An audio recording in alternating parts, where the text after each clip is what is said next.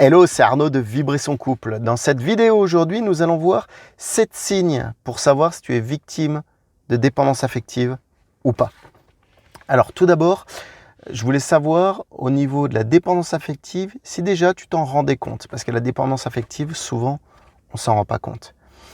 C'est quelque chose de sournois qui arrive souvent lentement et on s'en aperçoit vraiment quand on souffre.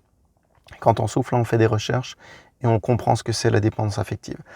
Alors, il peut y avoir deux sortes de dépendance affective selon deux schémas. Tout d'abord, en fait, soit si tu vis plutôt ta vie à travers les ambitions de quelqu'un d'autre. Alors, souvent on pense que c'est féminin, mais ça peut être aussi masculin. Je tiens à te rassurer si tu es un homme, mais si tu es une femme, c'est normal aussi. Et ça, c'est que tu t'es un peu perdu, comme on dit, si tu vis à travers les valeurs de quelqu'un d'autre. Et ça, c'est déjà de la dépendance affective. Et c'est différent de la manipulation, que quand tu es manipulé par quelqu'un, là on parlera plutôt de pervers narcissique, homme ou femme d'ailleurs également, même si le mot est masculin. Mais ce n'est pas la manipulation, là on parle bien de dépendance affective dans cette vidéo, qu'on soit bien d'accord. Donc ça c'est la première des choses, si tu vis à travers les sentiments, les objectifs, les ambitions de quelqu'un d'autre. Et la deuxième chose, c'est en fait si à l'inverse là, tu as de la colère en fait, quand tu n'aimes pas ce que fait ton ou ta partenaire et que tu as un sentiment de vide, que tu n'es pas comblé, que tu n'es pas heureux et que ça te met en colère. Ça peut être l'inverse. En fait, tu peux être dans les deux cas. Ça, on va le voir plus loin. Je vais parler de donneur et de receveur. Tu vas comprendre rapidement tout de suite pourquoi après. Alors, souvent, il y a de la dépendance affective quand on ne prend pas ses responsabilités. C'est aussi simple que ça. Et également, c'est vraiment ce qui relie toutes les personnes qui ont de la dépendance affective, les responsabilités. D'ailleurs, pose-toi la question si tu prends vraiment toutes tes responsabilités. Si toutes les choses sont de ta faute ou pas, réfléchis-y. Je te laisse réfléchir un petit peu. Donc juste avant, je te parlais de donneur et de receveur. Alors c'est un petit peu comme pour une prise de sang. On est vraiment dans cette idée-là, dans la dépendance affective, donneur-receveur. Alors, le receveur, comment il va être plutôt identifié? Le receveur, ça va être quelqu'un qui prend. Le receveur qui reçoit, qui prend un petit peu l'énergie. Et comment on le reconnaît en fait, ce receveur, ce donneur? Il a besoin d'attention déjà.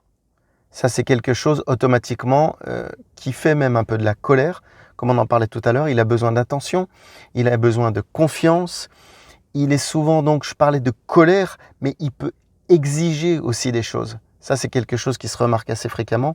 Et enfin, cette personne, elle se compare aux autres, automatiquement. Puisqu'elle n'est pas bien, elle n'est pas responsable, elle se compare aux autres. Donc ça, c'est plutôt le receveur. Et la personne qui donne, qui est en souffrance, elle agit plutôt souvent dans le perfectionnisme. Elle a du mal à recevoir aussi. Donc, vu qu'elle est un petit peu dans le perfectionnisme, automatiquement, elle va être dans la souffrance. Et puis, elle va être occupée, beaucoup occupée, à souvent être dans ce perfectionnisme. Automatiquement, ça prend du temps. Alors, c'est quoi en fait de la dépendance affective, on pourrait dire, avant que je te donne les 7 signes, Comment on pourrait le définir? Ça, c'est assez important. Et bien, en fait, c'est pas s'aimer pleinement et rechercher un peu l'approbation chez quelqu'un d'autre. Et ça s'accompagne souvent d'un sentiment de rejet, voire d'abandon. Je ne sais pas si tu as déjà ressenti ce rejet ou cet abandon. Si tu es dans la dépendance affective, je pense sûrement. Parce que c'est logique, c'est ce qui caractérise en fait. Et donc, les 7 signes pour savoir si tu es dans une dépendance affective, on y arrive tout de suite. Le premier, c'est que tu n'as pas d'interaction avec ton ou ta partenaire. Alors, pas d'interaction, c'est-à-dire pas faire des choses communes ensemble. En fait, une relation, c'est un peu comme une boule de flipper, une balle de ping-pong, une balle de tennis. Ça s'en va et ça revient. Mais il y a toujours un mouvement. Ça ne va pas que dans un sens. Sinon, ça s'appelle pas une relation ou c'est une relation unique ou une relation courte, quoi. Mais ce n'est pas une relation de couple. Donc ça, c'est la première des choses. Si également, tu as du stress avec ton ou ta partenaire et que tu te rends compte que tu es plus détendu avec les autres hors de ton couple, là, il y a un problème. Il y a un problème dans ton couple. Il y a un problème peut-être de dépendance affective, justement. La troisième chose, c'est si tu es dans la culpabilité de manière assez régulière, tu te remets tout le temps en question. Dans ton couple, je parle. Parce que pour le travail ou pour autre chose, tu peux te remettre en question. Parfois, ça peut être ça, mais si tu te mets en culpabilité, en mode culpabilité régulière dans ton couple, là, ça sent mauvais. C'était la troisième. La quatrième, c'est si tu as un sentiment bloqué dans tes relations et tu ne sais pas comment, dans ta relation, et si tu ne sais pas comment la relancer. Je ne sais pas si tu vois ce que je veux dire. Moi, je l'ai posé comme ça parce que ça me paraissait clair, mais c'est vrai que là, en la relisant, c'est peut-être pas forcément clair. N'hésite pas à me dire dans les commentaires si c'est pas clair. La cinquième, c'est qu'en fait, tu mets, on en parlait tout à l'heure, ton ou ta partenaire au premier plan en fait de tes ambitions, de tes réflexions même. Ça va même plus loin. Et là, ça va assez loin quand tu mets au plan de tes réflexions parce que tu y réfléchis par avance. Donc ça te creuse vraiment.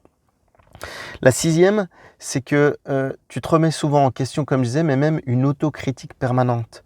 C'est un peu le perfectionnisme dont on parlait plus haut. Et puis la septième, c'est que quand tu es indirectement mécontent, bonjour monsieur, mécontent de tes actions en fait, et que tu ne prends pas tes responsabilités, on en parlait un petit peu plus haut, la dépendance affective, c'est ça, c'est prendre ses responsabilités. Alors, si tu t'es reconnu dans ces 7 signes, c'est pas grave, c'est déjà bien d'en prendre conscience, mais il va falloir réagir. Et si tu veux stopper, il y a plusieurs choses à faire. La première, c'est de savoir si dans ton couple, tu obtiens de l'amour ou si c'est toi qui partages ton amour. Si ça va dans un sens ou à double sens. C'est ce qu'on disait un petit peu plus haut avec la balle de ping-pong, de tennis, tout ça. Et puis la deuxième, c'est si tu arrives à t'aimer toi-même sans te rejeter. Si tu t'aimes vraiment comme tu es. Ça, c'est important aussi. Et puis enfin, si tu veux savoir comment devenir un bon partenaire pour ta ou ton partenaire, deviens déjà toi-même un bon partenaire. Remets-toi en question et sache si tu as des responsabilités ou pas dans ce qui t'arrive. Donc n'hésite pas à me contacter pour en discuter. Je suis à ta disposition. Donc tu peux me contacter sur Facebook, Arnaud Rivière comme une rivière. Et n'hésite pas également à mettre des commentaires si tu veux plus de réponses tout de suite sous cette vidéo. Ou également à t'abonner à la chaîne YouTube pour avoir d'autres vidéos. Je te remercie, à bientôt. Ciao, bye bye.